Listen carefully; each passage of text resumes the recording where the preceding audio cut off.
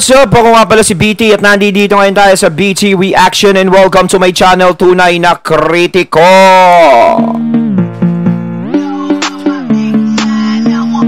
At meron tayong panonooring video ngayon. Ito po ay nagmula kay Shony News TV. Sa mga hindi pa po nakakabisita sa channel ni Shony News TV, bisita na po kayo mga katunay. At kung hindi pa kayo nakakapag-subscribe, subscribe na din po kayo mga katunay kay Shony News TV. At syempre, huwag nyo rin po sana kalimutan na mag-subscribe dito sa channel ko sa Tunay na Kritiko sa mga hindi pa nakakapag-subscribe and click the notification bell para maging updated po kayo sa mga reaction videos na aking ilalabas. At huwag na natin pagtagalin at sabay-sabay na natin panoorin ang laman ng video na hatid sa atin ni Shony News TV at bibigyan natin ng reaksyon. Pasok! Ito daw pong si Buboy Villar ay nasaktan daw po. Ayon, bago natin simulan, nais ko nga pa na magbigay na credits dito sa boses na madidinig natin ngayon at bibigyan ng reaksyon. Walang iba kundi kay Jake Magnus. Sa mga hindi pa po nakakabisita sa channel ni Jake Magnus TV, bisita na po kayo mga katunay at kung hindi pa kayo nakakapag-subscribe, subscribe na din po kayo mga katunay kay Jake Magnus TV. Pagpatuloy natin. Netizen. Ano po, so ito po yung balita kahapon po ito lumabas. 1:44 AM mga kababayan. So pakinggan po natin, i-credit natin kay Mr. JV. Kanya po yan, hindi po yan natin. Lamang po natin ng reaction video. Ano po? So sa mga hindi pa nakakapag-follow, follow nyo po yung kanilang Facebook page. Sa mga hindi pa nakakapag-subscribe, subscribe nyo po yung kanilang YouTube channel. So anyway, play na natin. Ang bilis po talaga ng pangyayari. Nung kailangan nila ako, agad-agad po kami nag-meeting. Right? Sobrang late pa po sa akin, mag-punch in lahat ng mga nangyayari po sa akin. So totoo po, yun po talaga yung totoo nun. Ay! Na-pressure po ako dahil po sa mga sinasabi, kaya ako po naramdaman yun. Napagod ulo. Na boss, nagiging yun, naiintindihan po nila. Usap-usapan ang viral na issue tungkol kay Buboy Villar, ang co-host ng Eat Bulaga.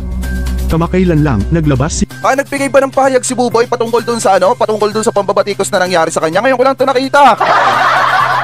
Kasi nakalagay dito, Buboy Villar nasaktan sa TVJ fans, mga kababayan nyo nakalagay dito. So nasaktan daw itong si Buboy Villar sa sinasabi daw po ng mga supporter ng Tito Big and Joey. So pakinggan natin mga kababayan.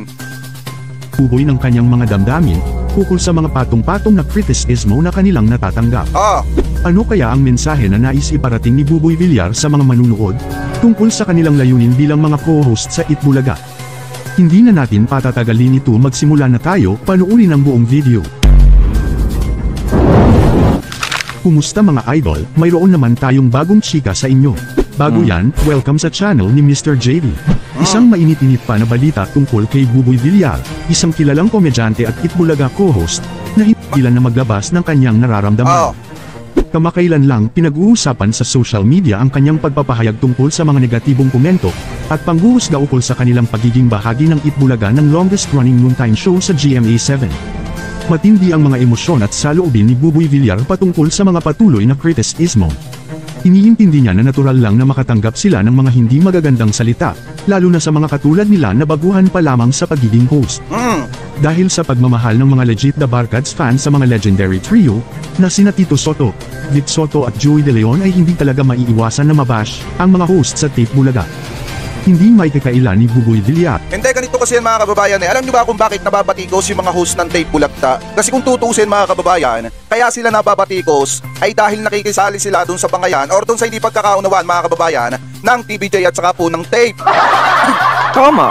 Kung hindi po sila nakikialam, kung hindi sila nakikisali, nagpaparinig dito sa Tito Big and Joey at saka sa EAT mga kababayan, hindi po sila mapapatikos. At kung walang nangyari na kung saan mga kababayan yung matanda nagsasalita at nagpapasalamat sa Tito Big and Joey mga kababayan na inalsa ni Buboy na mikropono, hindi siya mapapatikos ng publiko. So sa madalit salita, ang may kasalanan po dito, hindi yung mga netizen. Kung hindi si Buboy, kasalanan niya kung bakit siya napapatikos. Tama yun. Lahat ng mga nangyayaring yan is kasalanan niya yan. No? Kung hindi siya nagsasalita at nagbabalik ng mga maahang na salita o nagbibigay ng maahanghang na salita din, no? Sa kabila, dito nga sa EAT, is wala sanang problema. Ano pa bang aasahan niya sa kabila ng hindi magandang ginagawa niya o ipinapakita niya sa harap ng mga tao, lalong-lalo na sa harap ng mga TVJ supporters? Dapat ba sabihin sa kanya, uy, ang ganda na ginagawa ni Buboy, tinitira si Joey, pinaparinggan yung kabila, yung EAT. Ganon? Ganon ba dapat? Siyempre, hindi ka makakatanggap ng mga magagandang komento. Makakatanggap ka ng hindi magagandang komento. kung wala kang ipinupukol na bato, walang batong babalik sa'yo. Di ba ganun yun eh? Pukol ka ng bato, pero pag ikaw pinukol, iiyak ka. Nasasaktan ka. Kaya kayo nandiyadyaan sa Itbulaga, no, para mag-host, para magtrabaho. Imbis na magpasalamat kayo na nagtatrabaho kayo dyan sa kilalang programa sa noontime show na Itbulaga, hindi nyo ginagawa. Siguro nagpapasalamat kayo doon sa nagpasok sa inyo sa tape.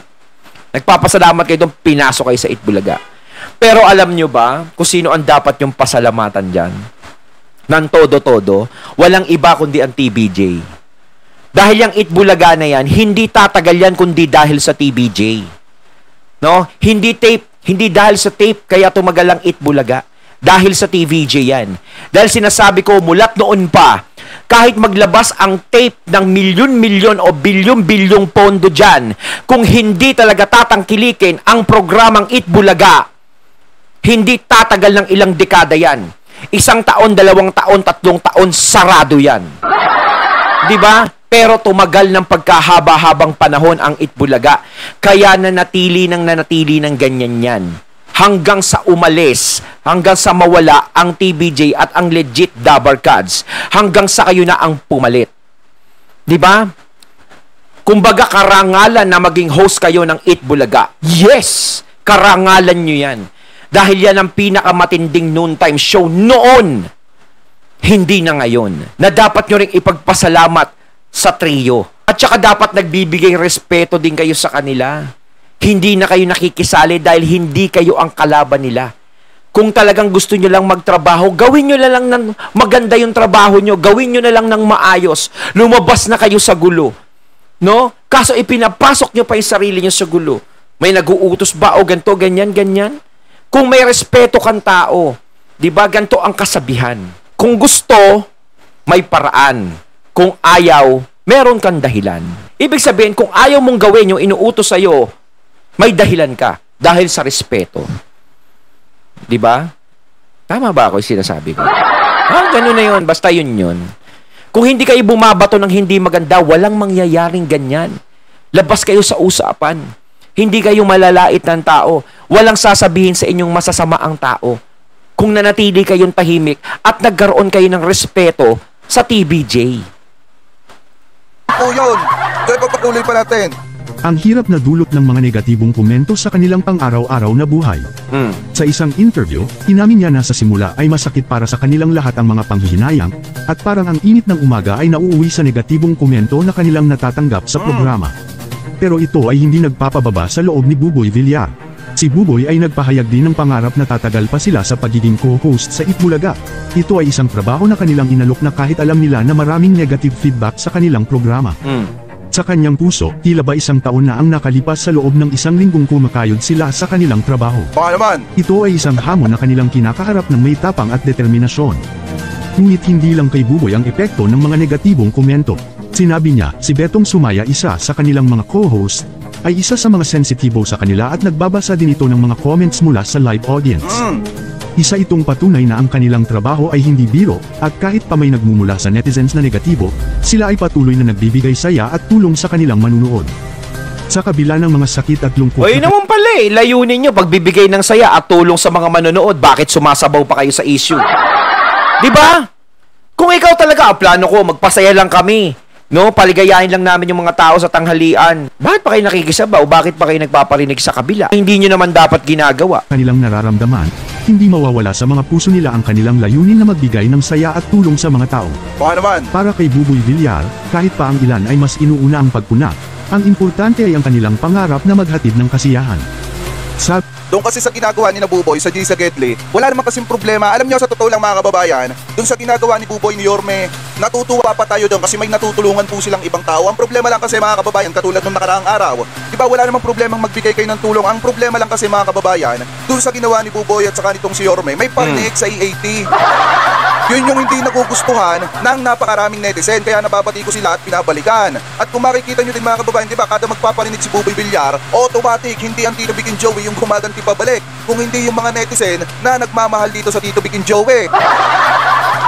Kaya nga sabi ko sa inyo mga kababayan, ng problema kasi sa mga ito, magpaparinig, titira, makikisawsaw, makikisali. Tapos pag binalikan ng mga netizen, magpapabiktim. Yun. Kasi bawas-bawasan po natin yung pagiging pabiktim natin. Sa totoo lang, kasi mga kababayan, yung ginawa ni Buboy dun sa matanda, yung ginawa dun sa isang babae, na kung saan itinataboy dun sa sariling tahanan mga kababayan, yung mga ginagawa ni Buboy tuwing mababanggit ang Tito Vic and Joey, talagang ang katumbas na galit nung sa mga netizen, doble-doble. Oo. Kasi kung hinahayaan lang sana ni Buboy Villar na magsalita yung mga netizen, kung hinahayaan lang sana niya mga kababayan na hindi na siya magparinig at pigilan niya yung bibig niya sa pagpaparinig sa Tito Vic and Joey, wala sanang batikos na mangyayari at ibabalik sa kanya. Kaso nga lang, ang ginagawa nila, pagka medyo palubog na yung pangalan ng tape bulag at hindi na gaano napapag-usapan, titira at magpaparinig sa Tito Vic and Joey, kaya napupukaw yung atensyon ng mga netizen na mas lalong magalit sa kanila. Parang tactics na kasi nila yan Sir Jake. Pag medyo tumatagilid na, syempre para pag-usapan, agawa tayo issue. 'Di ba? No, hindi ba kayo makagawa ng sariling pagpapasaya na hindi kayo gumagawa ng klaseng ganyan taktika? Kung ganyan man ang ginagawa niyong taktika, ha? No, hindi naman ang TBJ, ang legit Dabber Cats, hindi gumagamit ng mga ganyan taktika, pero ang mga tao hindi nawala sa kanila. No? Siguro kaya lumalanding ang inyong programa. No, sinasabi niyo nga, gusto niyo tatagal kami diyang host. O, ibigay niyo yung best niyo. No? Kaya siguro lumalanding yung programa na yan. No, wala namang problema sa inyo No, wala namang problema sa pag-host nyo Kaso nga lang, yung problema nga sinasabi yung ano nga pala, yung mga pagpapasarin nyo rin sa kabila. Pero kung tanggalin nyo yung pagpapasarin nyo, wala namang problema yan. Kung nagtatrabaho kayo, wala namang problema. Ang talagang tunay na problema dyan kasi, yung pinaglalabanan nga na yung right ng TBJ, yung pangalan na gustong makuha ng TBJ na sana ibinalik na. Pero kung iba na yung pangalan nyo, is wala nang problema yan. Hindi na para magkaroon kayo ng masasamang dyan, komento. Kung kayo ba magpalit ng pangalan hindi na kayo makakarinig sa akin ng kung ano-ano kung may ginagawa kayong Hindi na, di ba? Wala na. Wala na tayo dapat na sasabihin niya, tape, dapat ganito. Wala na. Kasi kayo na nagparaya Baka nga kung kayo mismo, yung management mo mismo ang magparaya ng pangalan. Ako pa mismo ang isa sa mga pumuri sa kanila dahil talagang na-recognize na ng tape ang TBJ talaga na sila ang Itbulaga. Natotoo naman talagang ang TBJ ang tunay na Itbulaga. Diba? Pagpatuloy pa natin. Niya, nakakalungkot ang bagay na nagawa mo, mali pa rin sa paningin nila. Pero sa kabila nito, ang mga katulad ni Buboy Villar ay hindi susuko. Sa bawat pag-atake ng matinding lungkot at disappoint, ang tanong na palaging tinatanong ni Buboy sa kanyang sarili, ay para kanino siya bumabangon at lumalaban. Mga naman, sa Nescafe. Samantalang narito ang saloobin ng ilang netizens. Ganun naman talaga tao, pag ayaw sa'yo, marami sinasabi naghahanap meron laging mali sa'yo. Ang lahat ay may karapatang maghahanap buhay, TVJ can't please everybody? Walang paki ang mga bagong host ng Itbulaga sa alitan ng TVJ at ang mga halos host. Ito, may point ito mga kababayan. Ito ang lahat ay may karapatang maghanap buhay. TVJ can please everybody. Walang pa kaya mga bagong host ng Itbulaga sa alitan ng TVJ at ng mga halusos. Totoo yun mga kababayan. Wala naman talagang pake yung mga bagong host ng Itbulaga sa alitan ng Tito Vic and Joey at ng mga halusos. Hindi natin pwedeng sabing alitan sa hindi pagkakaunawaan ng Tito Vic and Joey at saka ng mga halusos. Ang problema lang kasi nakikialam sila.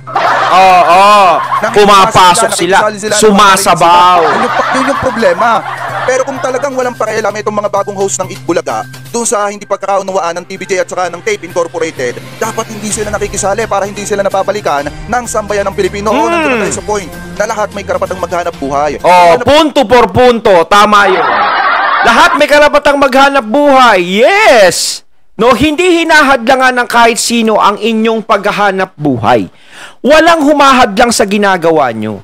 Kaso nga lang yung paghahanap buhay nyo, hinahaluan nyo pa ng kung ano-ano. Diba? Bakit kayo pipigilan ng mga tao maghanap buhay? Hindi kayo nila pinipigilan. At saka sinasabi nyo kung tama o mali, ganto pa rin, iisa lang yung sinasabi ng mga tao sa inyo. Kasi nga, diba, ayaw nyong baguhin yung pag-uugali na ipinapakita nyo sa tao. No, sana ibinabago nyo. Yung respeto kasi nawala sa inyo simula nung napunta kayo sa Itbulaga Ang feeling nyo, natabunan na namin ng TBJ, kaya namin yung ganyan. Yung mga ginagawa ng legit Dabber Cats, natabunan na namin. Parang ganun na yung nagiging feeling nyo Diba? Parang, Ang lamok, ano ba to? Langaw nakatungtong sa kalabaw, piling ng langaw, mas mataas pa siya sa kalabaw. Di ba? Pero lumilipad naman yung langaw. May kasabihan ganun. Pero kung kayo ay maayos lang, nag-host, hindi naman kami kasali sa gulo niyan, gusto lang namin magtrabaho. Mabigat ba yun na ganun ang gawin mo? Na gusto mo magtrabaho? Kaya mo ba nasasabi yun? May nagsasabi sa'yo, kailangan tirahin mo ang TBJ, ha? Araw-araw. Banatan mo ng banatan yung gabi. Ganun ba? May gumaganon ba? Ako nagtatanong, ha? Hindi ako nagbibigay ng issue, nagtatanong lang ako. Buhay, hanap buhay lang. Ang problema kasi, yung hanap buhay ng mga bagong host, nakikisali na rin sila dun sa hindi pagkakaunawaan ng tape at saka ng TVJ, kaya sila nababatikos. Nandun na tayo sa point, walang problema sa paghahanap buhay. Ang problema lang kasi nakikisali sila. Kahit hindi na naman part ng kanilang trabaho yung pakikialam nila, nakikialam pa rin po sila. Babalikan ng sambayan ng Pilipino. Ano po, pagpatuloy pa natin. Mga bagong host ng Itbulaga sa alitan ng TVJ at ang mga halos host. Tama po yung decision mo, Buboy. For delikadesa, kasi may usapin pa yan, para hindi ka masira ng dahil sa mga bashers. Kapit lang mga bagong host ng TV, hindi ka wala ng mga chismosa at chismoso. Ang problema, akala kasi ni Bubo, yung ginagawa niya tama. Yung mga ginagawa niyang pag-alis ng mic, pagkano doon sa babae, pagpaparinig sa E80 sa Tito Pikin Joey, akala niya tama. Na kapag ka nagkamali siya, magpapabiktim na lang, absuelto na. Sus Mio Marimar, wala pong ganon. Go lang mga new host, huwag kayo papadala sa mga negative comment para sa akin okay kayo. Idol Buboy, huwag ka maniwala dyan, inggit lang yan sila, dahil isa ka sa magaling na host ng Itbulaga. Nako, mga kababayan, subscribe nyo si Mr. JB. Ayan, kanya po yung video, hindi po yan natin, hiniram lang po natin. So yun nga mga kababayan, ang sa akin wala namang problema sa paghahanap. Hindi na tinuloy ni Jake.